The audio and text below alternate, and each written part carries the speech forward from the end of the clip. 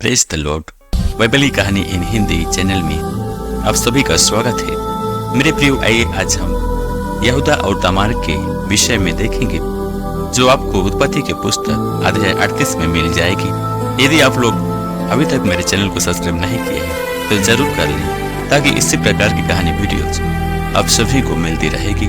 ये उस समय की बात है जब यहूदा अपने भाइयों के पास से चला गया और हीरा नामक एक अदुल्लाम वासी पुरुष के पास डेरा किया।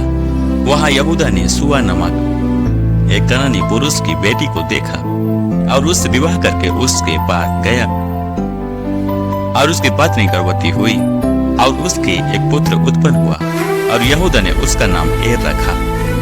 वह फिर गर्भवती हुई और उसके एक पुत्र और उत्पन्न हुआ, और उसका नाम ओनान रखा गया।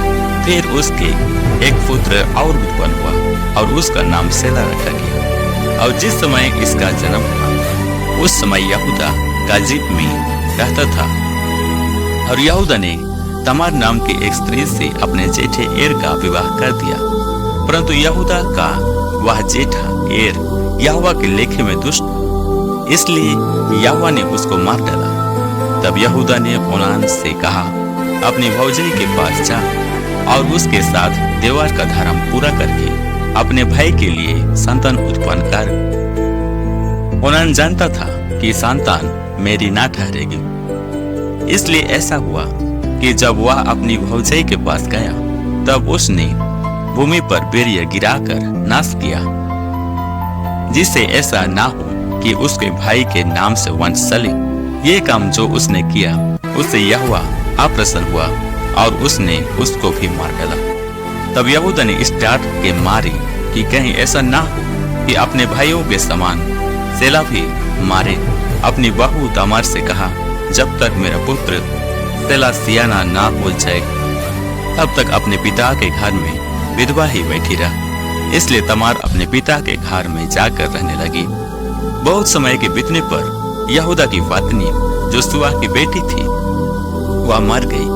फिर यहूदा शोक के दिन बीतने पर अपने मित्र हीरा अदुल्लाम वासी समेत अपनी भेड़ बकरियों का ऊन कतरने वालों के पास तिम्नात को गया, और तमार को यह समाचार मिला, तेरा ससुर अपनी भेड़ बकरियों का ऊन कतराने के लिए तिम्नात को जा रहा है। तब उसने यह सोचकर कि सेला सियाना तो हो गया, पर मैं उसकी स्त्री नहीं होने पाई, अपना विधवापन का पहरावा उतारा और घूंघट डालकर अपने को ढक लिया, और एनैम नगर के फाटक के पास जो तिम्नात के मार्ग में है जा बैठी। जब यहूदा ने उसको देखा उसने उसको वैसे समझा, क्योंकि वह अपना मुंह ढके हुए थी। वह मार्ग से उसकी ओर फिरा और उससे कहने लगा, मुझे अपने पास आने दे, क्योंकि उससे यह मालूम न था कि वह उसकी बहू है। तब तमार ने कहा, यदि मैं तुझे अपने पास आने दूं तो तू मुझे क्या देगा? उसने कहा, मैं अपनी भेड़ बकरियों में से बकरी का एक बच्चा तेरे पास भेज दूंगा। तब तमार ने कहा, भला उसके भेजने तक क्या तू हमारे पास कुछ रहन रख जाएगा? तब यहूदा ने पूछा, मैं तेरे पास क्या रहन रख जाऊं? उसने कहा, अपने मुहर और बाजूबंद और अपने हाथ की छड़ी। तब उसने उसको वे वस्तुएं दे दी और उसके पास गया, और वह उससे गर्भवती हुई। तब वह उठकर चली गई और अपना घूंघट उतार के अपना विधवापन का पहरावा फिर पहन लिया। तब यहूदा ने बकरी का एक बच्चा अपने मित्र उस अदुल्लाम वासी के हाथ भेज दिया कि वह रहन रखी हुई वस्तुएं उस स्त्री के हाथ से छुड़ा लिया है, पर वह स्त्री उसको ना मिली। तब उसने वहां के लोगों से पूछा, वह देवदासी जो एनैम में मार्ग की एक और बैठी थी कहाँ है? उन्होंने कहा, यहाँ तो कोई देवदासी ना थी। इसलिए उसने यहूदा के पास लौट के कहा, मुझे वह नहीं मिली। और उस स्थान के लोगों ने कहा, यहाँ तो कोई देवदासी ना थी। तब यहूदा ने कहा, अच्छा, वह बंधक उसी के पास रहने थी, नहीं तो हम लोग तुझ गिने जाएंगे। देख, मैंने बकरी का यह बच्चा भेज दिया था, पर वह तुझे नहीं मिली। लगभग 3 महीने के बाद यहूदा को यह समाचार मिला, तेरी बहू तमार ने व्यभिचार किया है। वरन वह बेविचार से गर्भवती भी हो गई है। तब यहूदा ने कहा, उसको बाहर ले आओ कि वह जलाई जाए। जब उससे बाहर निकला जा रहा था, तब उसने अपने ससुर के पास ये कहना भेजा, जिस पुरुष की ये वस्तुएं हैं उसी से मैं गर्भवती हूँ। फिर उसने यह भी कहलाया, पहचान तो सही कि यह नुहार और वजूवन और छाड़ी किसकी है।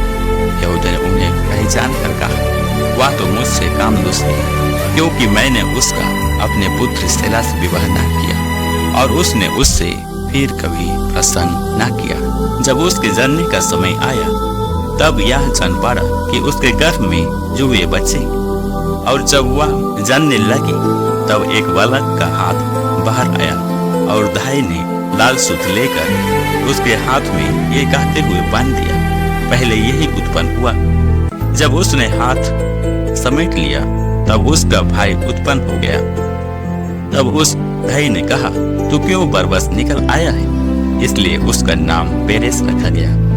पीछे उसका भाई जिसके हाथ में लाल सूत बांधा था उत्पन्न हुआ और उसका नाम जेरह रखा गया। तो मेरे प्रियो, यहूदा और तमार का जीवन हमें यह सिखाता है कि हमारे जीवन में बहुत से पाप और बुराइयां हैं, लेकिन फिर भी परमेश्वर हमसे प्यार करता है। वो हमारे बीते हुए काल को नहीं, परंतु हमारे वर्तमान और भविष्य की परवाह करता है। यहूदा और तमार के साथ भी हम यही देखते हैं। यदि परमेश्वर यहूदा के बीते हुए काल को देखता, तो यीशु मसीह का जन्म होना उसके वंश से संभव नहीं था, लेकिन परमेश्वर ने अपनी दया यहूदा और तमार पर दिखाई और उन्हें अपनी महान योजना का हिस्सा बनाया, क्योंकि यही यहूदा के वंश से ही यीशु मसीह का जन्म हुआ।